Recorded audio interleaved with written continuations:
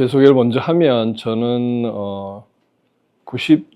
저는 경제학과를 나오고 경영대학원에서 MBA를 하고 그 다음에 이제 좀 뒤늦게 경영학 박사학위를 받은 사람입니다. 주제는 기업가 정신을 가지고 박사학위를 받았는데 논문 제목은 하나님 나라의 기업가 정신에 관련된 거였어요.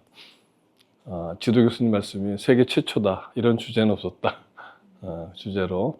그래서 기독교적 관점에서 기업에 일으키는 창업가의 기업가 정신은 무엇인가가 박사학위 주제였어요. 그래서 그렇게 공부를 했고, 그 다음에 이제 저는 80년에 직장에 들어가서 96년까지 직장 생활 하다가 96년부터 한국예수전도단이라는 선교단체에 제가 전인사역자로 헌신해서 들어가서 96년부터 지금까지 비즈니스 선교 운동을 해오고 있습니다. 즉 요즘 세상에서 이제 용어를 BAM, 비즈니스 애즈 미션이라는 이름으로 하는데 비즈니스 선교 운동을 지금까지 해오고 있고, 그래서 선교지에서 선교사들이 선교를 하는데 요즘 세대는 더욱 복음이 필요한 지역에는 전통적 의미의 선교사가 거기에 가서 오랫동안 거기 거주하기가 힘들어요. 왜냐하면 선교사 비자를 받을 수 없기 때문에. 그래서 그런 분들이 이제 그 첫 번째 이유고, 두 번째는 여러 가지 경제적 이유가, 현실적 이유가 있습니다. 또 세 번째는 그 현지에서 제자를 이제 양육해서 제자를 만들었는데 이 제자들이 기독교인으로 개종을 하게 되면 그들의 사회에서는 거의 추방이에요. 그렇다면 그들이 경제 생활을 해야 되니까 그런 필요에 의해서 사업을 선교사들이 할 수밖에 없는 그런 처지에 있습니다. 그래서 그런 선교사들을 돕는 일들을 지금까지 해오고 있고요. 그게 어쩌면 저의 이제 첫 번째 가장 큰 부르심인 거예요. 비즈니스 선교가. 두 번째는 이제 그 비즈니스 선교 운동을 하면서 오늘 우리가 같이 공부하고 싶어하는 이 일과 투자, 성경적인 재정, 성경적 경제 생활에 대한 것들의 필요성을 이제 발견하고, 이제 우리나라에서 처음으로 이 성경과 성경적 재정이라는 이 교육 프로그램을 미국에서 도입해서 2008년부터 지금까지 보급을 해오고 있습니다. 그래서 오늘 여러분들이 갖고 계시는 이 책, 이 책이 이제 성경적 경제생활이라는 책인데, 이 책이 2008년부터 지금까지 제가 이 과정을 보급하면서 초창기에는 이제 미국 버전을 가지고 교육을 하다가 최근에 제가 이제 한국화 작업을 해서 새롭게 제가 쓴 교재입니다. 이 책을 가지고 한 주일에 2시간씩 8주 과정이에요. 2달 과정.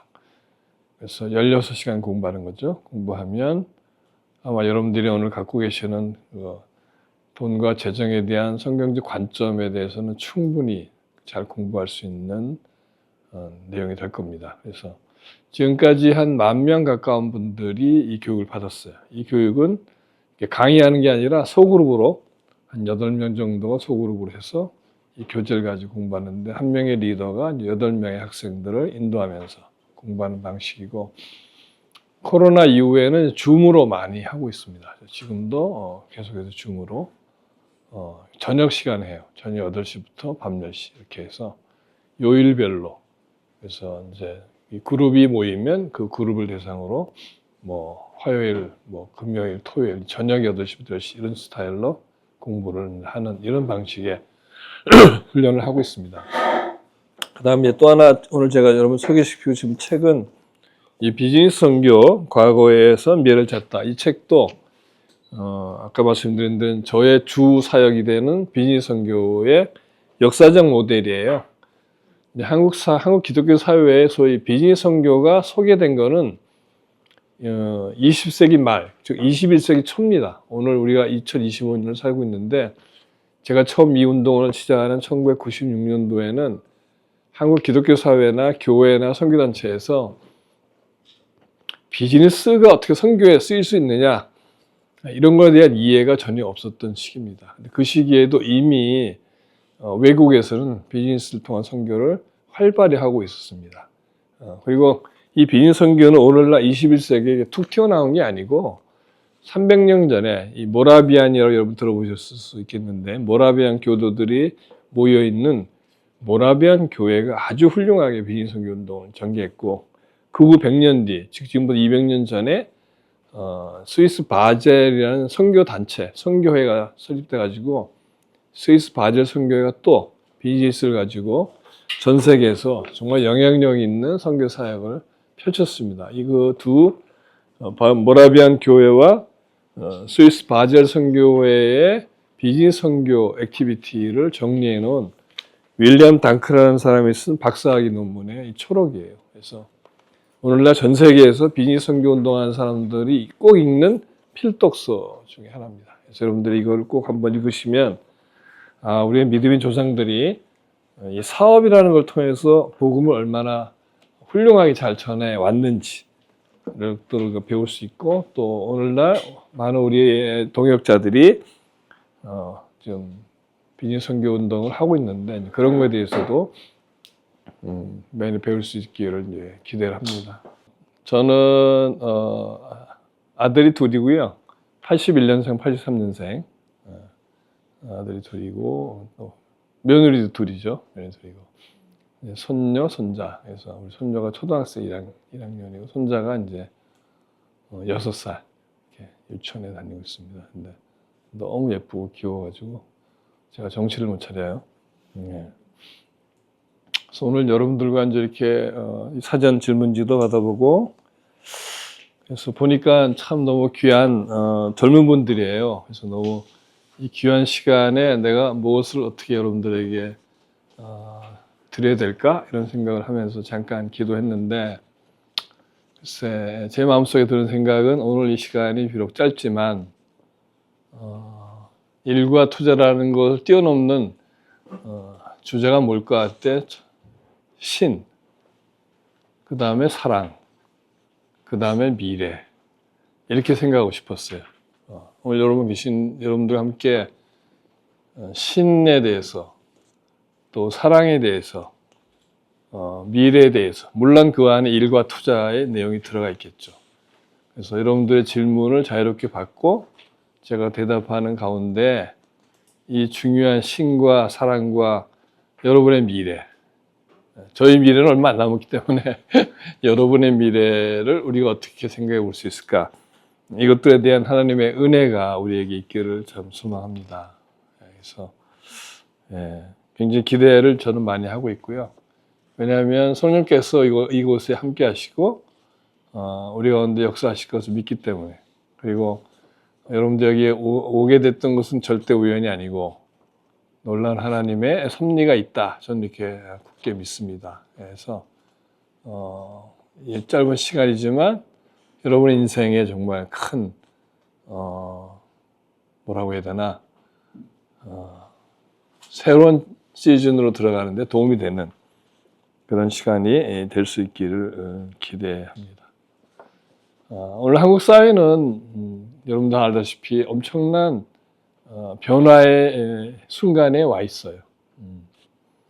저는 이제 70이 넘은 사람이기 때문에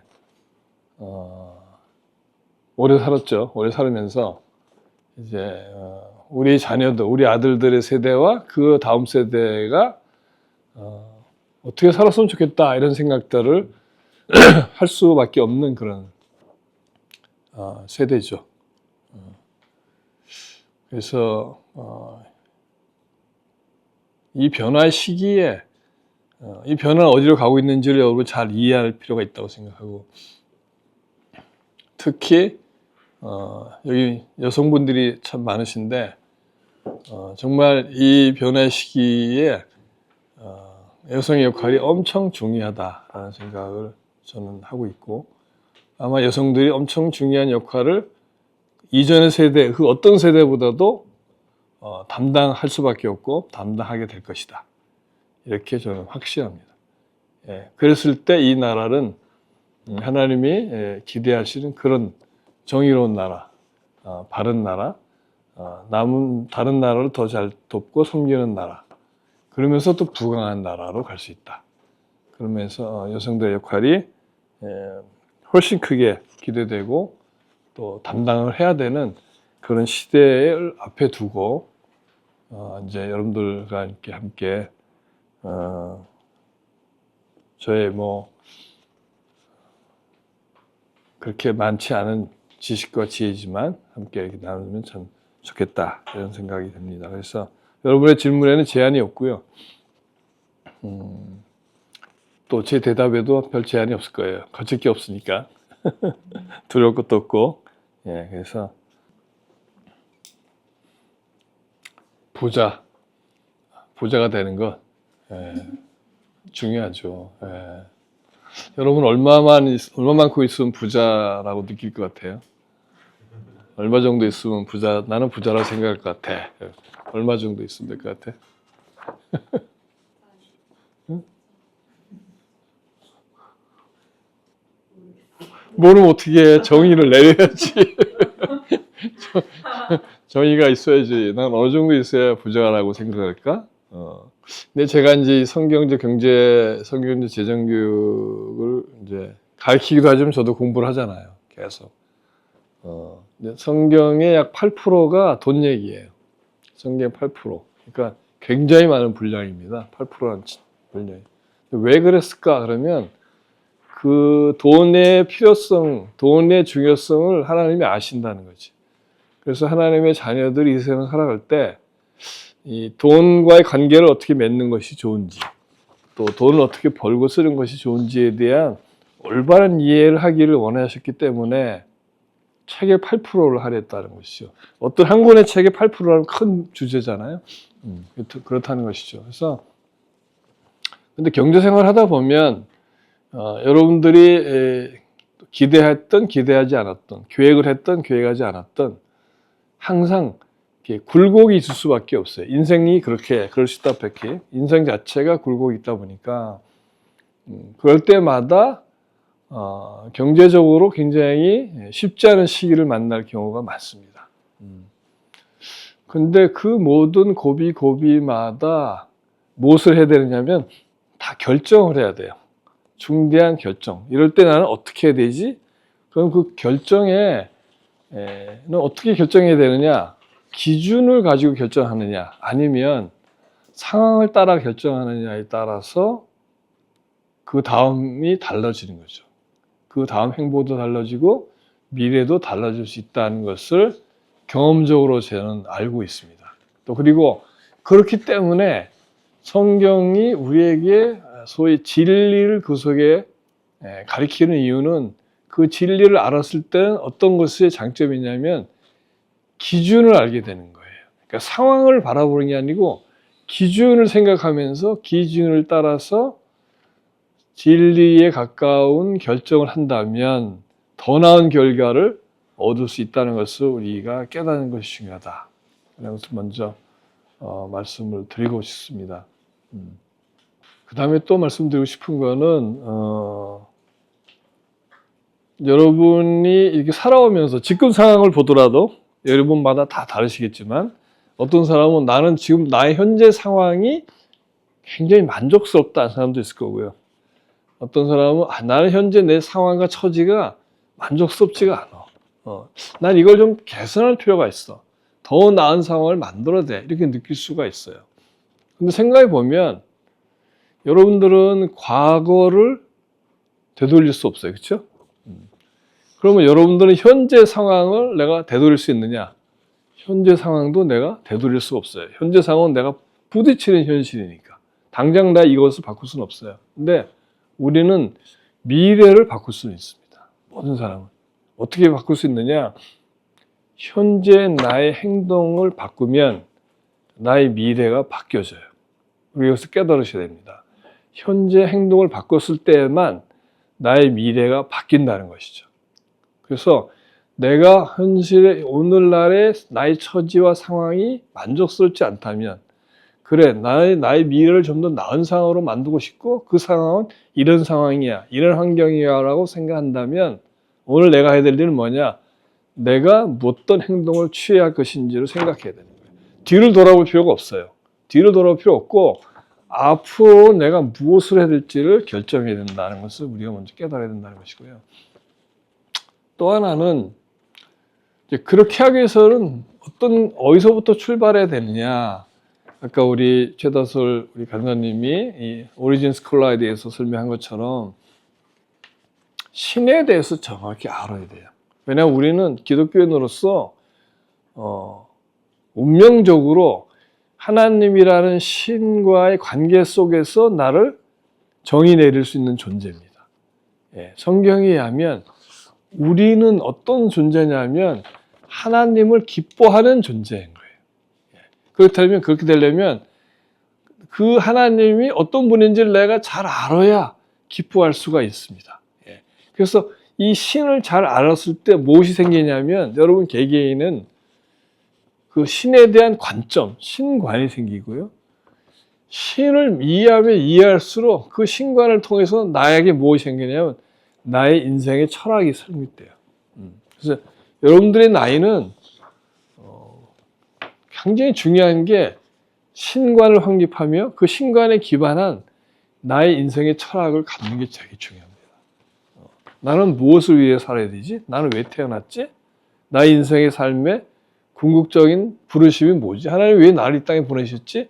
이게 거기 들어있는 내용들이에요. 이게 어떤 그 프랙티컬한 내가 어디다 투자할 것이냐, 어떤 직장을 갈 것이냐 보다도 훨씬 중요한 겁니다. 이 철학 바탕하에서 여러분들은 생활하게 되는 거고 여러분이 알게 모르게 여러분의 삶의 모든 디시전 메이킹은 이 철학 안에서부터 나오고 이 철학 안에서부터 무엇이 나오냐? 개개인의 가치관이 나옵니다. 그래서 나는 이러이러한 가치를 중요시하는 사람이야. 아마 여러분들은 다 중요시 여기는 가치가 있을 거예요. 어떤 사람은 어떤 가치일까요? 나는 사랑이 가장 중요한 가치야. 또 어떤 사람은 다른 가치관이 있겠죠? 그 가치관이라는 것은 철학에서 나오는 거예요. 그래서 여러분들은 스스로 이 젊은 나이에 나는 어떤 가치관을 갖고 있는지, 난 어떤 가치를 위해서 내 삶을 기준으로 삼을 것인지에 대해서 생각하셔야 됩니다. 그 가치가 확립된 사람이 세울 수 있는 것이 그 다음부터 나오는 게 여러분 개개인의 인생의 비전, 미션 이런 겁니다.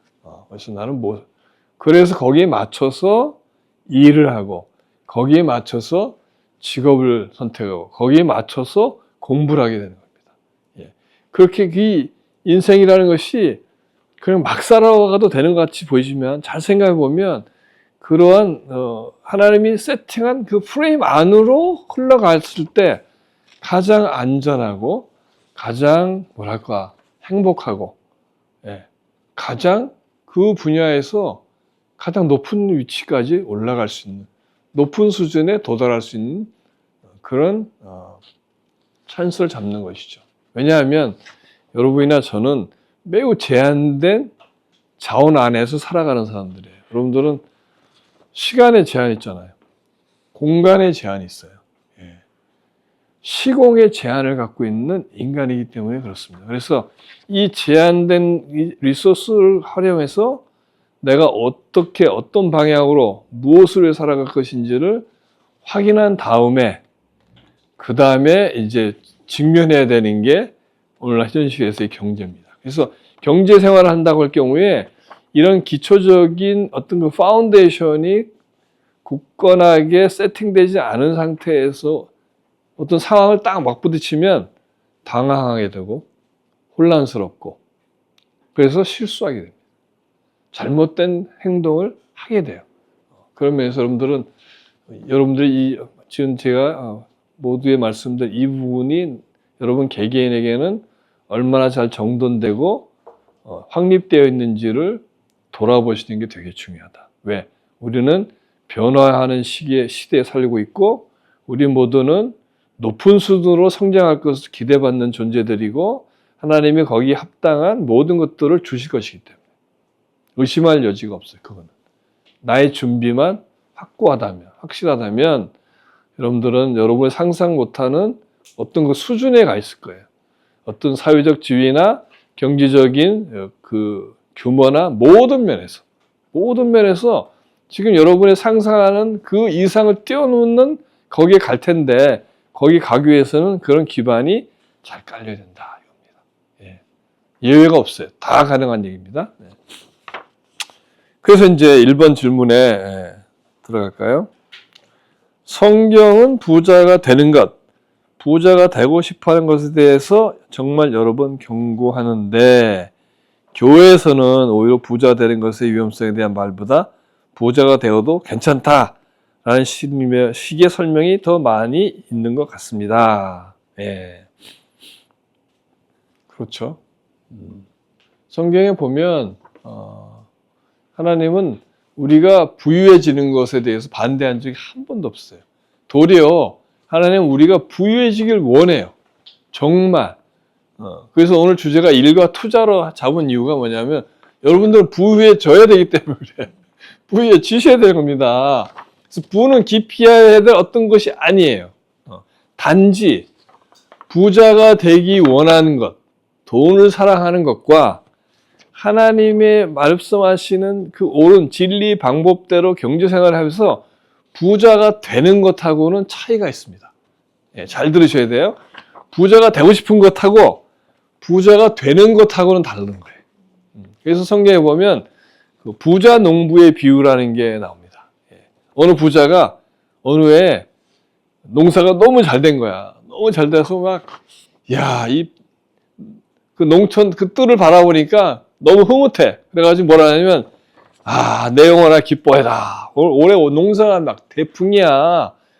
이걸 다 걷어가지고 저장해가지고, 그럼 우리 온 가족이 정말 편하게 잘 살 수 있어. 그러니까 창고가 너무 작네. 창고를 확 뜯어가지고 확장해서 거기에 그냥 바리바리 쌓아놓으면 우리 영혼이 정말 편안하고 행복하게 잘 살 수 있어. 이렇게 얘기하는데 장면이 딱 나와요. 그러니까 하나님이 이렇게 내다보고 뭘 하시냐면 뭐랄까요? 뭐래요? 이 어리석은 놈아 이렇게 하면 이 어리석은 자야 오늘 밤 너희 생명을 걷어가면 너희 쌓아둔 그게 너에게 무슨 도움이 되니? 이렇게 얘기하면 질책을 해요. 근데 참 이게 굉장히 모순입니다. 왜냐하면 성경을 보면 하나님 우리에게 저축하는 것은 지혜롭다고 그래요. 그리고 나중에도 얘기했지만 저축한 것을 가지고 투자하는 것도 지혜롭다 합니다. 그 저축과 투자는 해야 되는 거예요. 근데 이 부자 농부는 어떻습니까? 풍년이 들었어. 그 창고를 넓게 지고 쌓아두는 거야. 저축하는 거잖아. 아니 왜 저축하는 건 난 저축하라고 하시면서 왜 이 농부는 미워하십니까? 저축하라고 해서 저축했는데 근데 거기서 뭐냐면 하나님 말하면 그 물질이 쌓아둔 그 물질 너에게 허락한 풍요와 부요함이 너만을 위한 거라고 생각했다는 게 어리석다는 거예요. 부를 쌓아놓는 것 자체가 어리석은 게 아니라 왜 하나님이 너에게 그 부를 줬는지에 대한 이해함이 없이 단지 우리와 우리 가족만을 위해서 우리만을 위해서 이거를 내가 소비해야 되겠다고 하는 그 마음, 다친 마음을 어리석다고 얘기했다는 것이죠. 즉 저축과 투자는 매우 성경적이고 열심히 해야 되는 거지만 그 목적이 부자가 되려고 하는 것에 대한 위험성을 우리는 깨달아야 되는 거예요. 그러니까 목적 없이 쌓아두는 것은 매우 위험하다 이겁니다. 예. 그래서 이 저축과 투자에는 균형이 필요해요. 남을 위한 것, 하나님 나라를 위해서 사용하는 것과 저축과 투자하는 것이 밸런스를 이루어야 된다는 것이 이 부자 농부의 비유를 통해서 하나님께서 우리에게 말씀해 주시는 거예요. 그래서 여러분들이 지금부터 뭘 하셔야 되느냐? 저축해야 돼. 근데 사람도 그렇게 해요. 대표님, 제 월급이요. 이건 뭐 간신히 입에 붙이라고 삽니다. 어떻게 저축을 합니까? 여기서 못해요. 이렇게 다들 얘기한다는 거지, 되게. 그래서 뭘 하냐면 현재 수입이 작아서 저축을 못한다고 이렇게 얘기하는 거예요. 근데 그건 잘못된 생각이에요. 남아서 저축하는 게 아니에요. 저축을 먼저 하고 남는 걸 쓰는 거예요. 네? 어우, 저 대표 극단적인 사람이야. 이렇게 생각하지 말고 생각을 바꿔야 돼요. 쓰다 남는 거 저축하는 게 절대 아니다. 저축을 먼저 하고 남는 걸 쓰는데 그럼 얼마를 저축해야 됩니까? 사람마다 다 달라요. 결정하면 돼. 문제는 뭐냐? 저축하겠다고 결정하고 내가 그럼 현재 내 수입에서 내가 할 수 있는 최대한의 저축이 얼마인지를 고민해내고 결단하는 거예요. 하나님, 제가 이번 달부터 제 수입이 이거밖에 안 되지만 그럼에도 불구하고 하나님 저에게 저축하는 것이 지혜롭다고 말씀하셨으니 제가 저축하겠습니다. 10,000원? 20,000원? 상관없어요. 금액이 중요한 게 아니야. 하나님 나라에서 항상 뭐가 중요하냐? 퀀티티가 중요한 게 아니고 퀄리티가 중요해요. 퀄리티. 그러니까 내 마음의 결단이 중요하다는 거지. 순종이 중요한 거예요. 그래서 전 너 10,000원 빼기 못해요? That's fine. That's fine. 거기서 출발하는 거예요. 우리는 생각해, 10,000원 저축해서 1년에야 12만 원이고, 언제 저 자윤영애처럼 100억, 언제 100억, 그게 세상 사람들 생각이야. 그건 원리를 모르는 사람들의 생각이라고. 원리는 작은 거에 순종하는 것부터 스타트가 되고, 원리를 따라가면 뭐가 작동되느냐? 하나님 나라의 원리가 작동돼요. 이게 신비한 거예요. 그러니까 여러분들이 해야 될 일은 순종하면 돼. 여러분 레벨에서 저축할 수 있는 금액을 결단해. 그럼 이번 달부터 당장 통장 열고 무조건 저축 금액을 해. 그리고 나머지를 쓰는 거야. 예를 들면 내가 100만 원을 수입인데 내가 결단했어. 한 달에 10만 원 사겠습니다. 10만 원 빼면 90만 원 가지고 내가 밥도 못 먹고 커피도 못 마시고 하는 거 아니야? 이렇게 생각할 수 있는데 10만 원 저축하면 90만 원 가지고 그럼 내가 엄청나게 어려운 일을 다 할 거다. 처음에는 조금 불편할 수가 있어. 근데요, 하나님은 그 10만 원을 띄워서 저축한 거 이상을 아마 주실 수 있을 거예요. 걱정하지 말고 걱정은 붙들어 매고 순종을 먼저 하십시오. 그래서 먼저 해서 하시면, 그래서 부라는 건요, 진리를 따라 올바른 삶을 원리대로 실행했을 때 따라오게 돼 있어요. 돼 있어요. 걱정하지 마세요. 걱정하지 마. 때가 되면 부가 쌓아서 늘려는 거예요. 그래서 저축과 투자가 필요한 겁니다. 원래 부라는 거는 누적돼 가면서 계속 팽창이 나가기 때문에 중요한 거는 저축을 시작하고 저축이 모이면 투자를 해야 되는구나 하는 것을, 그 원리를 배워야 된다. 그래서 그것이 지혜롭고 성경적이다. 이렇게 얘기하는 거 중요합니다. 그래서 부자인 것은 당연히 죄가 아니죠. 예. 근데 돈을 사랑하는 것이 일만하게 뿌리다 라는 성경 말씀이 그래서 나온 거예요. 그래서 중요한 단어가 뭐냐면 사랑이란 단어예요. 제가 아까 그랬잖아요. 오늘 큰 주제가 신, 사랑, 미래. 사랑이란 단어가 여러분들 엄청 중요하죠. 사랑. 예, 여기 나 사랑 안 중요하다고 생각해서 손 들어보세요. 나 사랑 필요 없어. 예? 그 인간이 아니야. 사랑이 필요 없으면 인간이야. 뭘 사랑하느냐가 되게 중요한 거야. 성경은 뭐라냐면 돈을 사랑하는 건 뭐라래? 일만하게 뿌리라는 거야. 근데 이 일만하게 뿌리라는 얘기를 우리가 더 충분히 이야기해서는 하나님의 하나를 더 우리가 이해되는데, 어떤 말씀이냐면 마태복음 6장에 보면 한 사람이 두 주인을 겸하여 섬기지 못할 것이니 혹 이를 미워하고 저를 사랑하거나 혹 이를 중히 여기고 저를 경히 여김이라.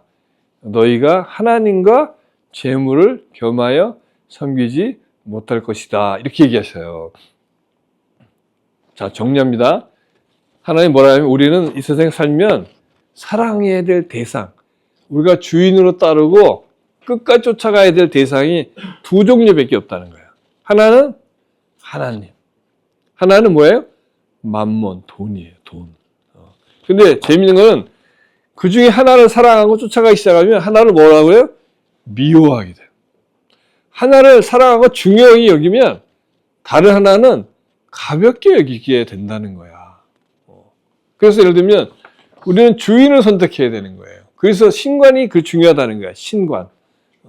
여러분들은 주인이 하나님이세요? 돈이세요? 말들은 잘하셔. 리얼리? 예? 리얼리? 예, 이게 중요한 거야. 정말 그러면 돈을 미워할 수 있겠네. 아이, 그건 좀 곤란하지. 아이, 돈을 미워할 수가 있을까? 그러면 하나님을 사랑하고 하나님을 중요시 여기면 돈을 가볍게 여길 수 있어야 돼. 가볍게 여길 수 있어요? 돈을? 여러분들이? 정말? 이게 진짜 도전인 거야. 이게 현대 크리스찬에게 진짜 도전이고 일반인에게는 더 큰 도전이지. 이 사람들은 일반인들은 하나님을 모르는 사람이니까 대개는 뭘 사랑하게 돼요? 돈을 사랑하게 되고 돈을 주인으로 알고 삽니다. 대부분이. 그래서 그 사람들에게 돈을 미워하세요. 그래. 이 사람 미쳤나? 돈을 어떻게 미워해? 돈을 중요시 가볍게 여기세요. 이 사람 정신없어. 돈을 어떻게 가볍게 해? 돈이 제일 중요하잖아. 이렇게 생각한단 말이에요. 그게 대부분의 안 믿는 사람들이 갖고 있는 뭐예요? 가치관인 거죠. 근데 그분들은 이방인이니까 그렇다 치고 여러분은 어떠냐 이거지. 여러분의 나이에 지금 30대인데 정말 확고하게 하나님이 나의 주인이라고 내가 정말 하나님 앞에서 고백할 수 있는 사람인지, 아니면 내 마음속에 왔다 갔다 이럴 때는 돈도 주인이고 싶고 이럴 때는 하나님도 주인이고 싶고 이렇게 왔다 갔다 하는 마음이 아닌지를 여러분이 먼저 확정 지어야 돼요. 여기서 출발하는 거예요. 여러분의 인생은 여기 주인 선택으로부터 출발하는 겁니다. 여러분의 주인이 누구인지에 따라서 여러분의 인생은 180도 다른 인생을 살아가게 된다는 것이죠. 근데 여러분들이 여기 결혼하신 분도 있고 앞으로 결혼하실 분들일 텐데 여러분이 만날 배우자는 어떤 사람입니까? 를 이 관점에서 바라볼 수 있어야 돼요. 키가 크고 핸섬하게 생겼다고 그냥 혹 빠지면 안 되는 거야. 그 인간이 갖고 있는 이 신관, 이 인간이 갖고 있는 철학, 이 인간이 갖고 있는 가치관이 핀트가 안 맞으면요, 막말로 뭐뭐 고생해. 정말이에요. 이거는 불행 시작이 거기서 나온 거야. 겉을 보면 안 되는 거야. 그 사람이 갖고 있는 신에 대한 생각, 그의 철학이 뭐지? 그 사람의 가치관이 뭐지? 이거는 그 사람의 직업, 그 사람이 갖고 있는 어떤 학벌, 어떤 경력보다 100배나 중요한 겁니다. 그래서 여러분들 이걸 확실히 하고 결혼해야 되는 겁니다. 그것을 우리가 다시 한번 생각해야 됩니다. 그렇습니다. 그래서 이 돈이라는 거는 주인을, 그래서 돈을 사랑이라는 얘기를 다시 돌아가면 사랑을, 대상을 잘 선택해야 된다. 돈을 사랑하면 안 되고 누굴 사랑해야 돼? 하나님을 사랑해야 돼. 근데 이제 물어봐요. 우리가 교회 찬양 모임 같은 데 가면 주님을 사랑하십니까? 아멘! 하고 그냥 주를 찬양합니다. 이런다고. 그럼 내가 물어봐. 주님 사랑하세요? 아멘? 오케이. 어떻게 사랑해? 어떻게 사랑하냐?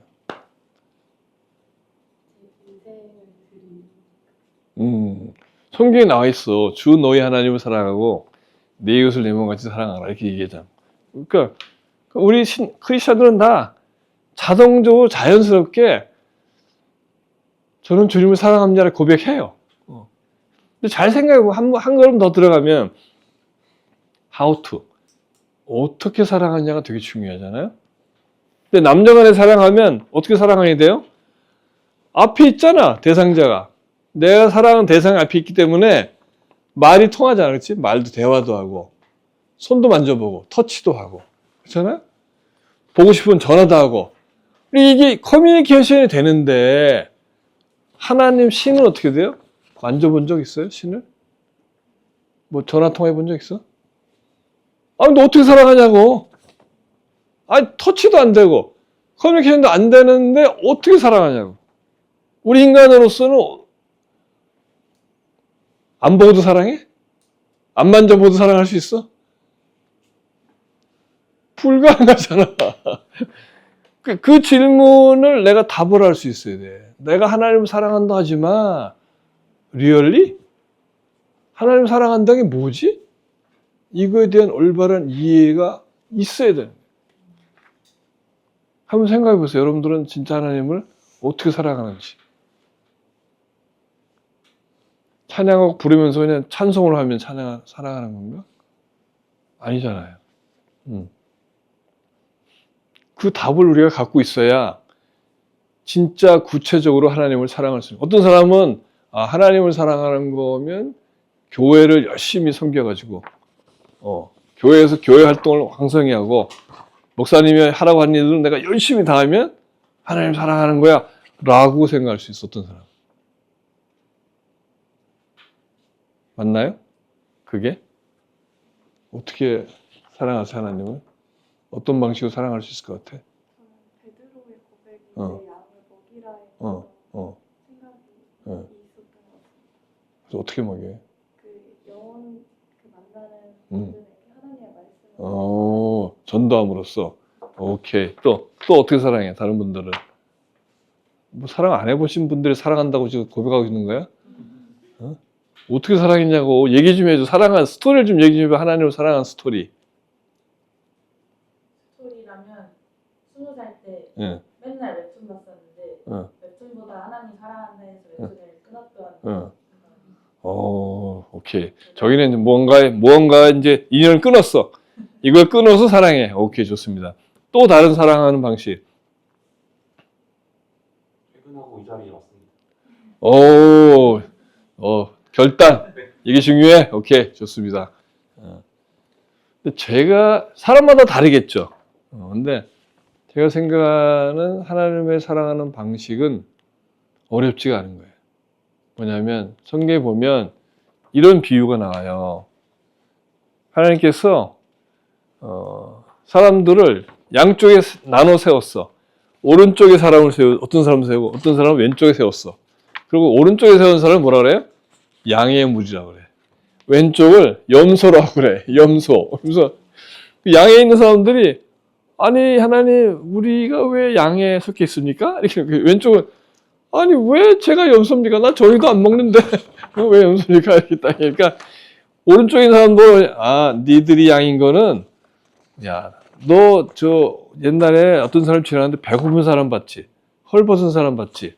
어려운 겪은 사람 봤을 때 너 도와줬잖아. 그때 그 헐벗고 어렵고 힘든 사람이 나였어. 네가 나를 도와줬기 때문에 너는 양이야. 너는 복 받을 자고 너희는 나와 함께 천년 왕국에서 함께 왕노릇해 이렇게 하고 쫙 돌아 왼쪽에 이 염소 새끼들. 아니 제가 왜 염소입니까? 그러니까 너 그때 그 옆에 그 힘들고 어려운 사람도 있고 가난한 사람 있는데 그거 안 도와줬잖아.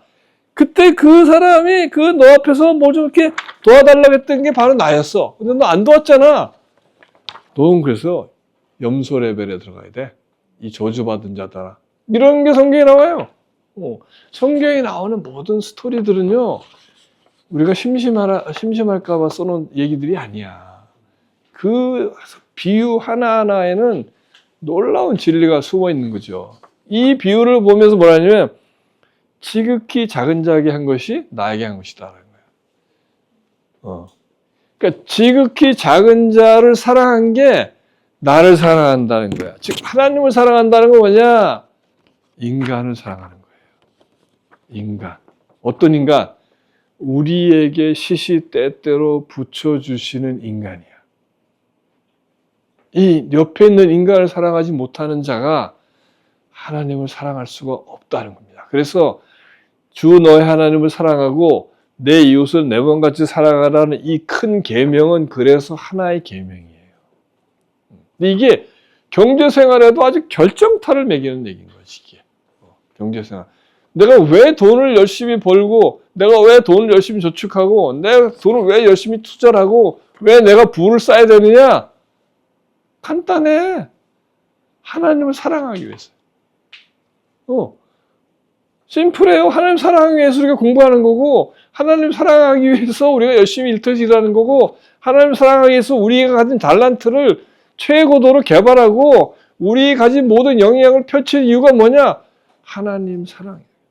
근데 그 하나님 사랑이 추상적인 게 아니라 그 모든 삶의 순간에서 하나님이 나에게 보내주시는 그 모든 지극히 작은 자들을 섬기려고 하는 거지.